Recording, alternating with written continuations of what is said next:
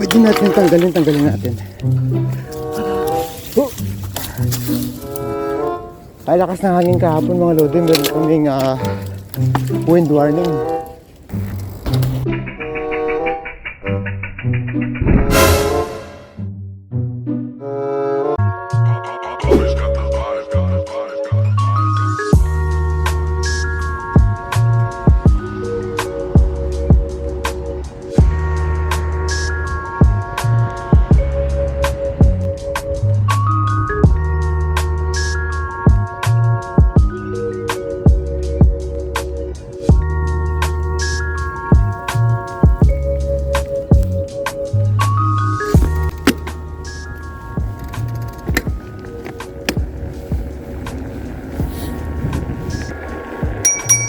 Good morning mga Lodi, John Poronton here. Magra-ride tayo ngayon sa Etobicoke Creek Trail, solo. Hindi tayo nakapag-ride kahapon, gawa ng may lakad kami. Birthday ng kumari namin, so nasa kitchener ako. And then di rin ako nakapunta sa birthday ni Lodi Dave. Shout out sa inyo may mga birthday, happy birthday. Malamig yung panahon ngayon mga Lodi, hindi ko na-check yung weather natin.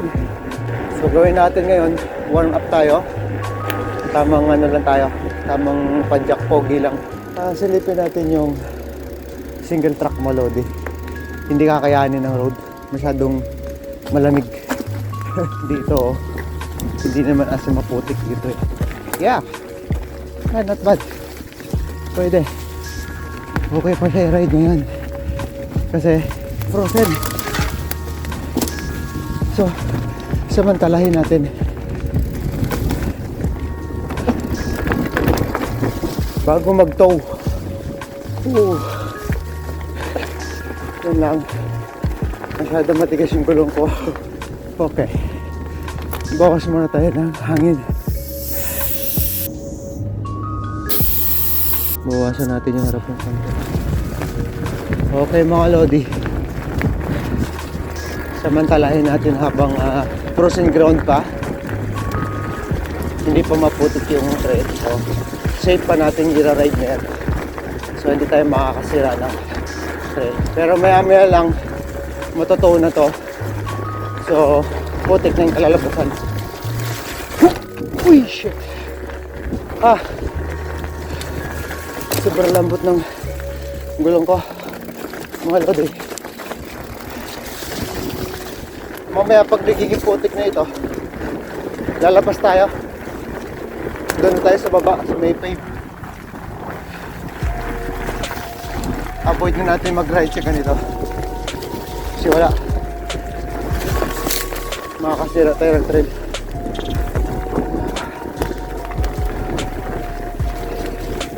Diretso lang, huwag tumingin sa kanan.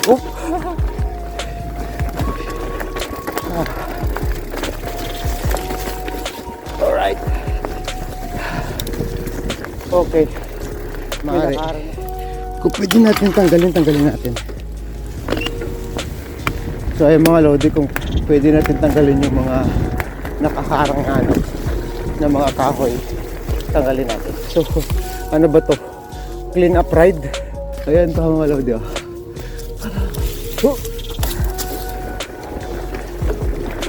Ayan, ang ganda pa ng ang ganda pa ng trail ngayon. Dry na dry mga Lodi, frozen.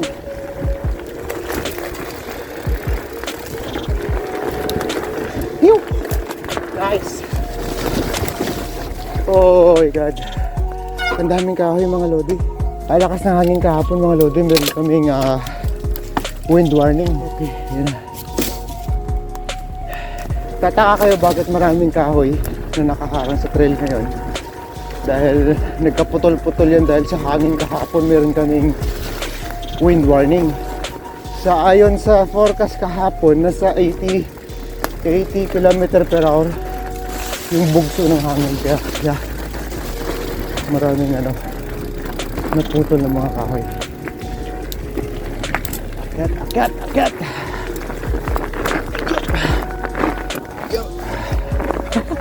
Ang bagkit ng gulong ko.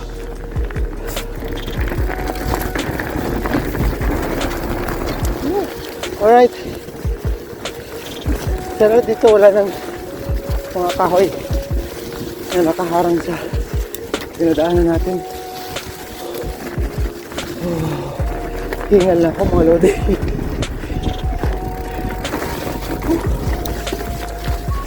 Yeah.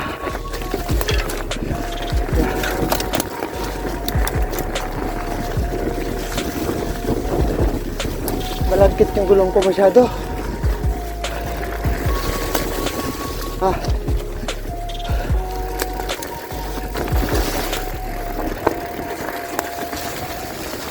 Hindi na kasi ako nagdadala ng pump. Dapat pag mag-ride, meron dalang malit lang. Ito may kahoy mga lodi. Clearing operation na talaga to.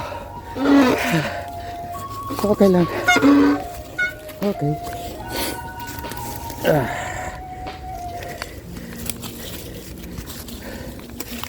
Yep.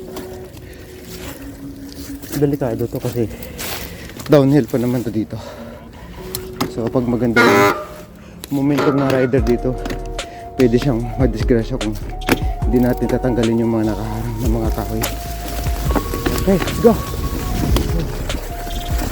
Ang ingay ng brake ko mga lodi. Ganun kasi kapag malamig yung panahon, maingay yung rotor natin. Kasi nagmo-moist. Tama ba? So okay ba yung explanation ko? Hindi ako sure doon mga lodi. Kayo na bahala. Pero yan kasi napapansin ko tuwing tuwing magra-ride ng malamig or contaminated yung brake pad ko. Yeah. Oh, sarap ng tunog ng trail. Ang lutong men. Malutong pa ngayon. Overheat na. Mainit na yung jacket ko.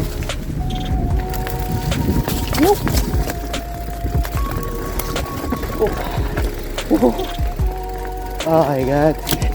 Iba yung kapit ng gulong ko talaga. Oh my god. Tinan mo to si. Bago tayo makadisgrasya sa iba, at least diba, tanggal na natin. Ganito muna. Okay, diretso. Ayan pa. Clearing operation 101.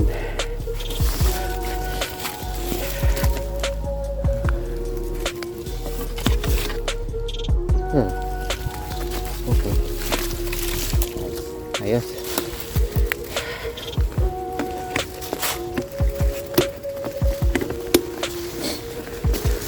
Ganun lang kasimple ang buhay mga lodi. Nandito ka na lang dito sa trail. Kung may mga pakalat-kalat, tanggalin na natin.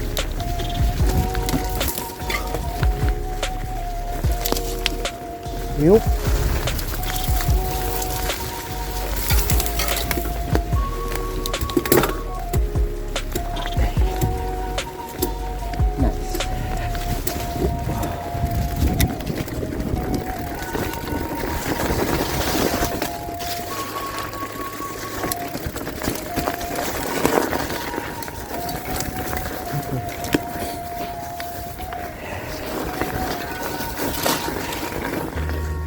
Importante nakalabas tayo mga lodi, nakapag-spin.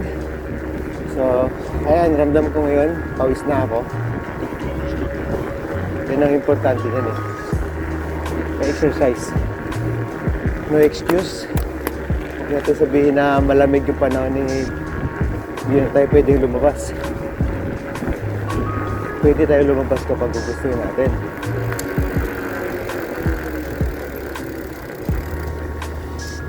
Okay, dito tayo sa kabilang side mga lodi, habang frozen pa.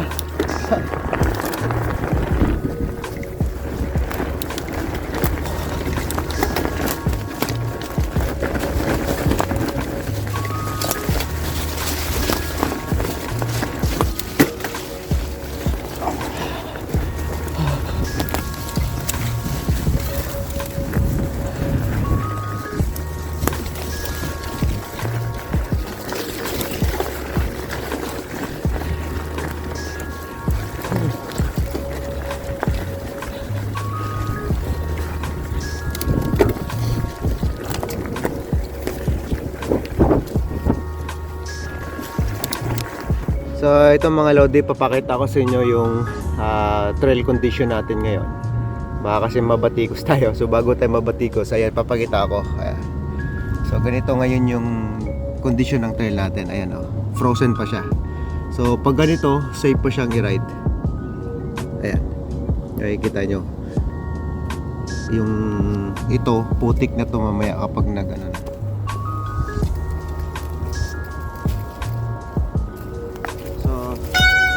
Try natin i-drop ito mga lodi kahit malambot yung gulong ko.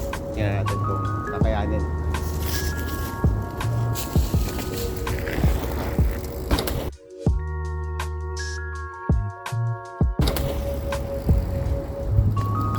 Ayos naman mga lodi. Tingnan ko na lang sa slow mo kung hanggang saan yung pag-flat ng gulong ko.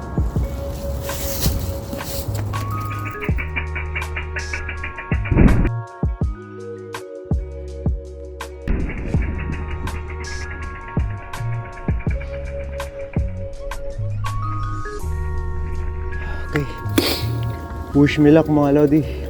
Let's go.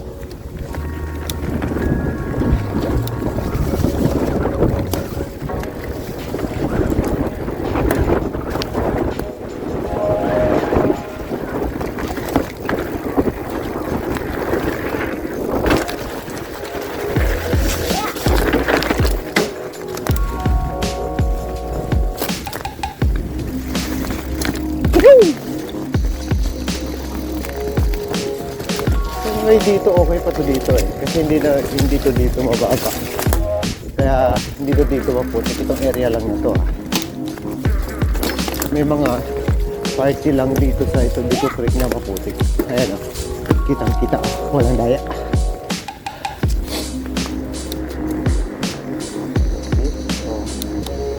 Ayan oh, I think pwede pa. Silipin natin yung taas.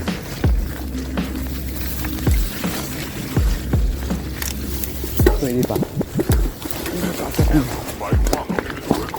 Pag dumulas yung gulong ko, babalik ako. Eh wala. Ibig sabihin, okay pa yung training lang dito. Yep. Kapit pa. Ay mga lodi oh. Tinanggal nila yung ano dito, gap jump ito eh. So ito yung lip niya.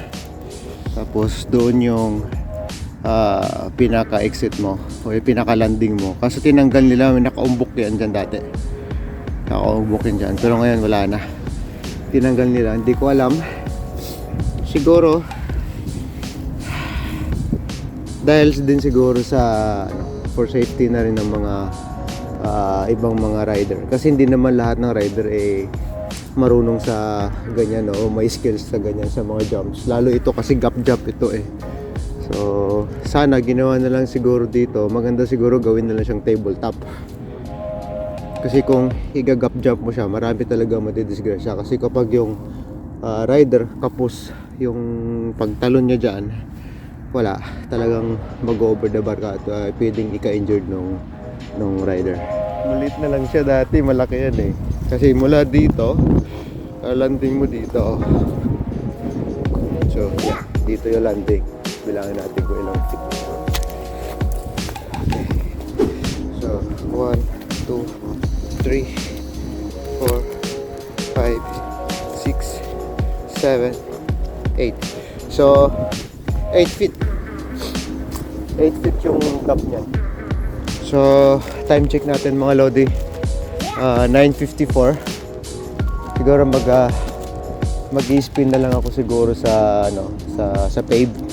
Mga 30 minutes lang siguro.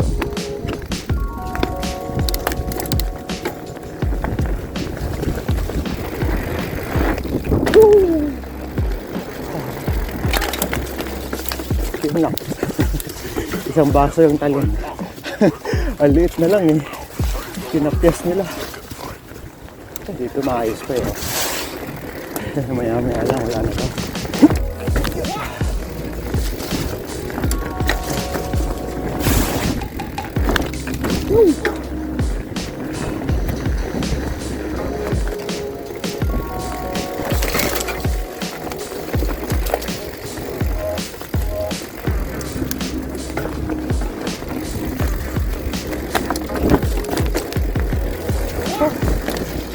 Kitad na yung trail.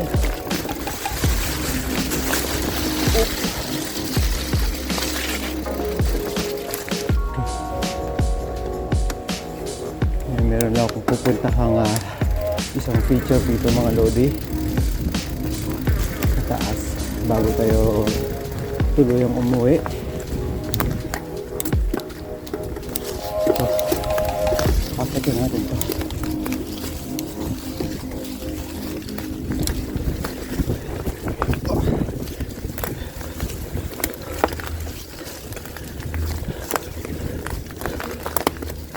Alright. So ito mga lodi, babain natin to. Okay, dadaan tayo dito sa may bato na yan hanggang doon sa baba. Yup. Like you, be strong to hold the powers of the sun.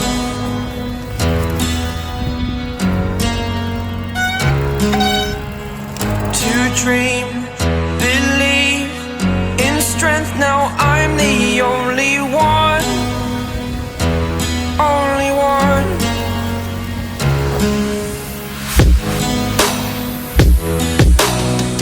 I was an ordinary boy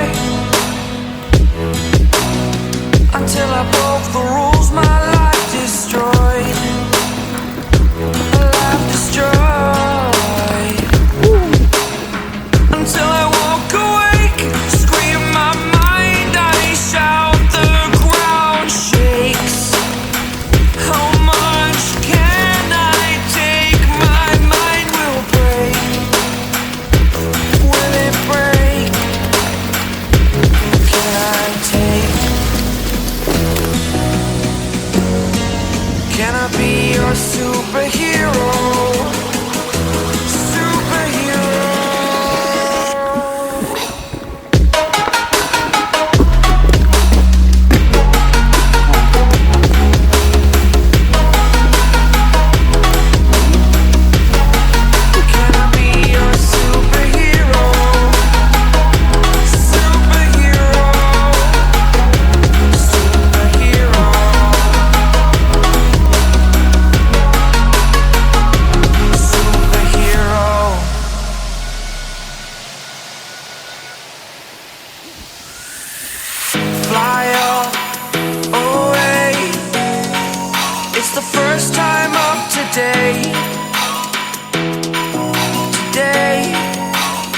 So natatapusin yung video ko. Okay na yan. Inabot na tayo ng maputik na. So hindi na ako nagtuloy kasi mahirap na. Right? Hanggang doon na lang dito na lang mga lodi. See you on my next ride.